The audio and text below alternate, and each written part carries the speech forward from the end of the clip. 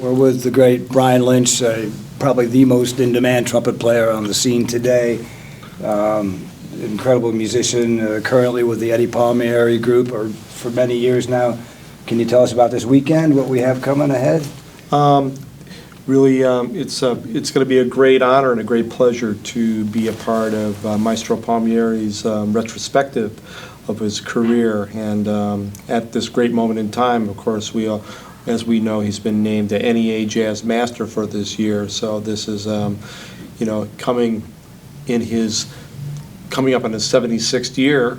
This is a great time for him. It's amazing that I could say he's still at his full powers, but really what it comes down to, he's even got more powers than ever before. When you hear him play this weekend, you're going to hear a master who is still searching, who is still extending, extending a legacy that's already been established, but it hasn't stopped yet. Now, you've been with him for many years now. I've played with him for a quarter of a century, ever since I was in preschool. And you're on the Palma CD, which Eddie said is probably is what he considers the best salsa CD ever. Well, it's in terms of it establishing this certain style of Latin jazz that I think he was so instrumental in refining the idea that you could have the power and the rhythmic precision and synchronization of a dance orchestra, and at the same time the sort of jazz content that you would see in a group like Art Blakey and the Jazz Messengers or Horace Silver or something like that. Donald Harrison and myself, who are on the Palma CD, both being jazz messengers. So it was an amazing sort of fusion of two very uncompromising types of music blending together, and that to me, it says a lot about his own vision in the music and how how he sees putting things together, how he saw putting things together. You mentioned the great power that he has. I spoke to him recently. I mean, the guy is just. How do you describe his persona? I mean, the man himself. He's one of the greatest friends I've ever had, greatest mentors I've ever had. I've learned so much from him. The positivity and the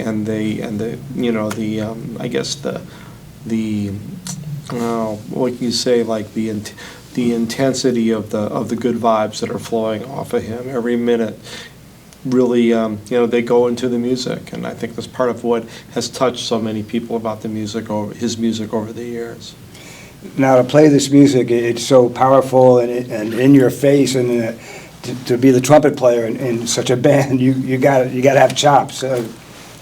Yeah, you have to make sure that you're in good shape on the instrument, and so that's something that has always been I like to practice, and I like to take the time to sound good on a consistent basis. So it served me well in my career and in the many different sort of idioms that I do play in, but especially in Eddie's band, especially in the Latin jazz, or what we like to call it more